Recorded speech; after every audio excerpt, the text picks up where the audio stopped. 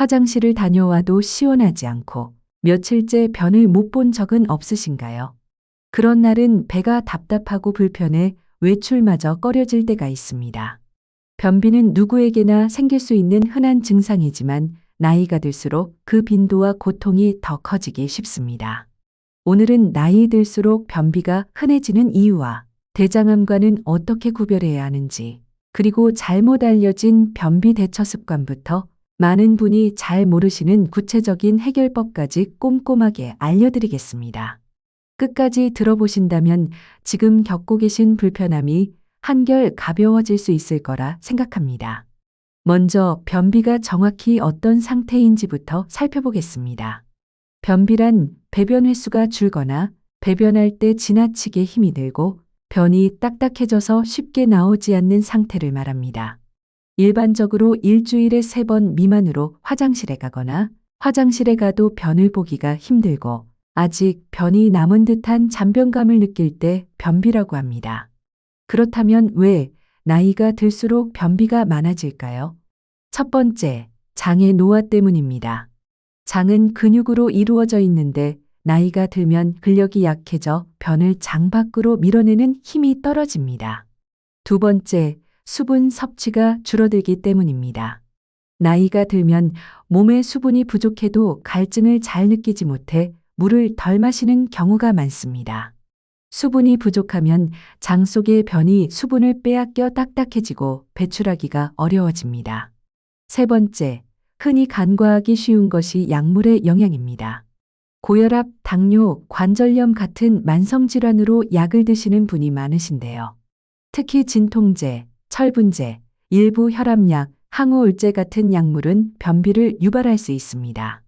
이 약들이 어떤 원리로 변비를 일으키는지는 뒤에서 자세히 설명드리겠습니다. 변비와 대장암을 구별하는 방법.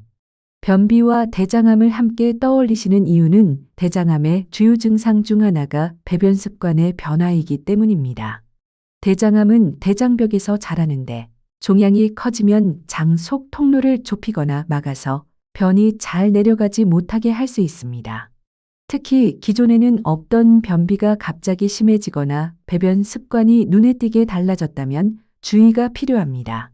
그렇다고 해서 모든 변비가 곧바로 대장암 신호인 것은 아닙니다.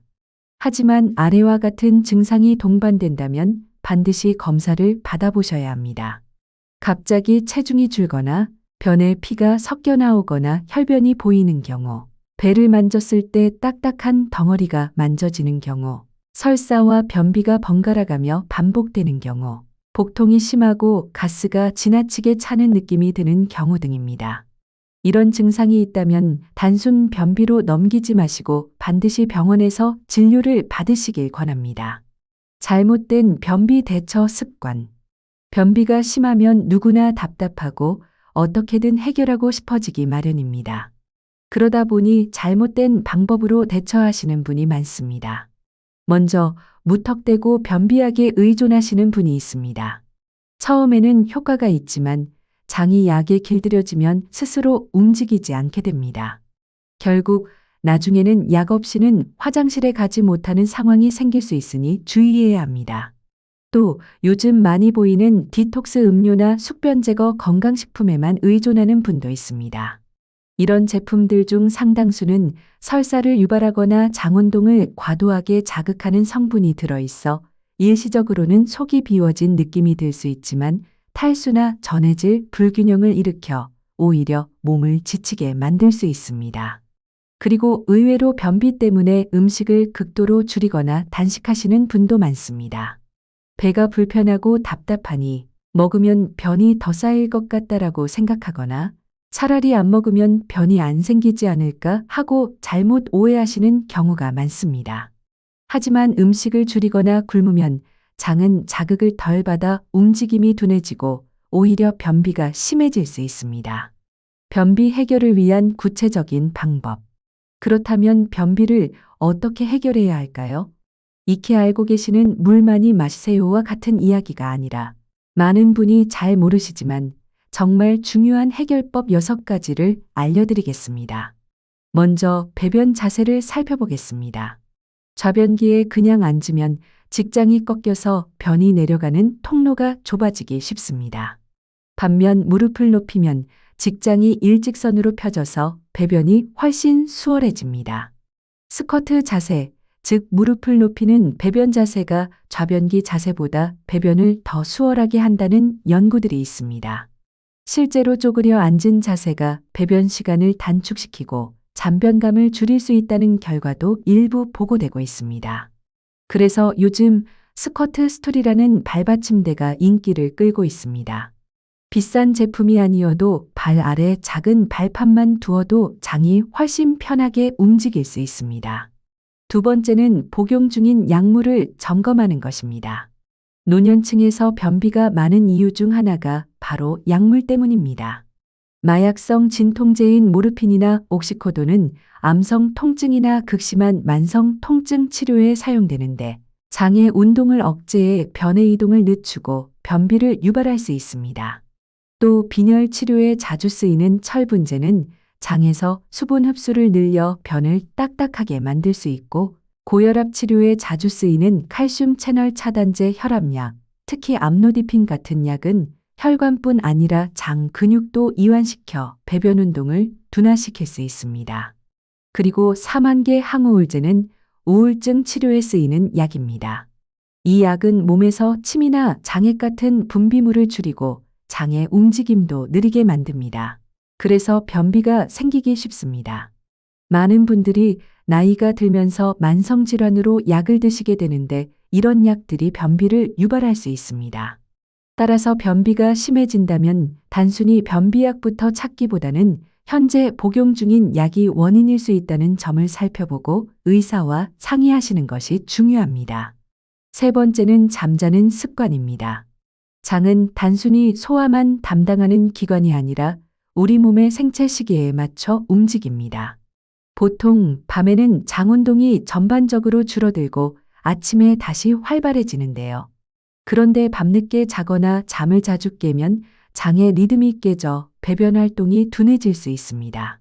결국 수면이 불규칙하면 장이 제때 움직이지 않아 변비가 심해질 수 있습니다. 따라서 매일 같은 시간에 잠자리에 들고 충분히 자는 것만으로도 변비가 눈에 띄게 완화될 수 있습니다. 네 번째는 물을 언제 마시느냐 하는 점입니다. 단순히 물을 많이 마시는 것만으로는 부족할 때가 많습니다.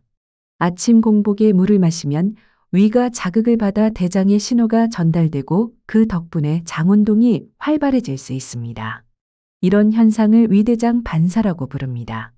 반면 식사 중이나 식사 직후에 물을 너무 많이 마시면 소화액이 희석돼 소화가 방해될 수 있으니 주의해야 합니다.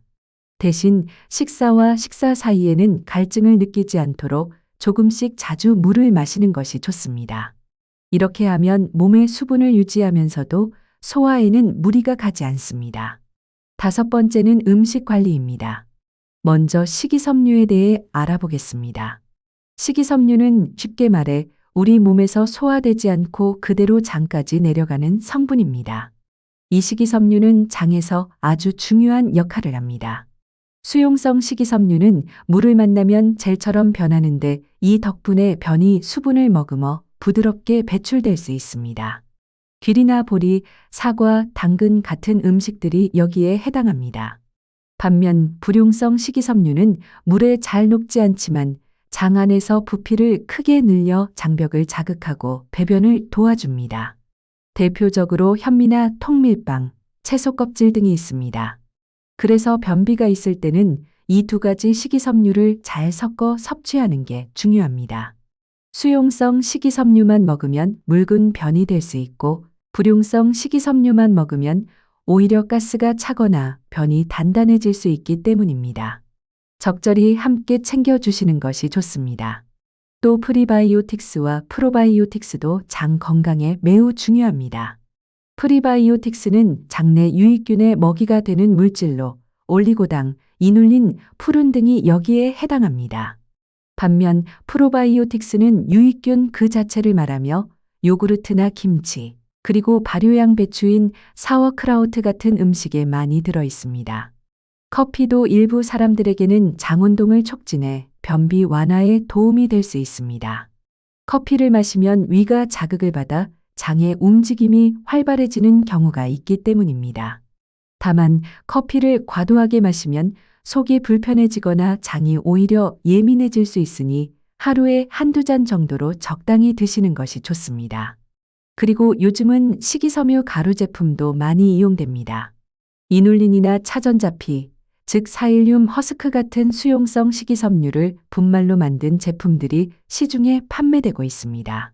물이나 음료에 소량 타서 마시면 변이 수분을 머금어 부드럽게 배출되도록 도와줍니다. 다만 처음부터 많은 양을 드시면 배가 부풀거나 가스가 찰 수 있으니 소량부터 시작하는 것이 안전합니다. 마지막으로 운동과 생활 습관입니다. 가벼운 산책이나 아침 스트레칭, 배꼽 주위를 시계 방향으로 부드럽게 마사지하는 것만으로도 장의 움직임을 자극할 수 있습니다. 매일 같은 시간에 화장실에 가는 습관도 중요합니다. 장이 그 리듬을 기억하면서 배변이 점점 규칙적으로 이루어질 수 있기 때문입니다.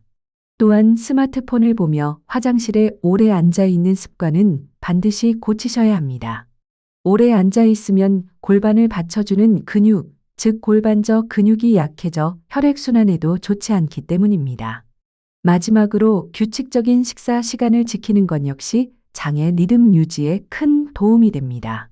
오늘 말씀드린 여러 가지 변비 해결 방법은 한 번에 모든 것을 바꾸라는 이야기가 아닙니다. 하지만 작은 것부터 실천해 보신다면 분명 몸이 달라지는 것을 느끼실 수 있을 거라 생각합니다. 변비는 단순히 변이 안 나오는 것 이상의 문제입니다. 장 건강이 나빠지면 몸 전체의 컨디션이 떨어지고 기분까지 우울해질 수 있기 때문입니다. 오늘 알려드린 정보가 여러분의 장 건강을 되찾는데 작은 실마리가 되었으면 좋겠습니다. 이번 영상과 관련해 더 궁금한 점이나 나누고 싶은 경험이 있으시다면 댓글로 남겨주세요. 오늘 영상이 도움이 되셨다면 구독과 좋아요 그리고 알림 설정도 꼭 부탁드립니다. 저는 또 다른 건강 이야기로 다시 찾아오겠습니다. 고맙습니다.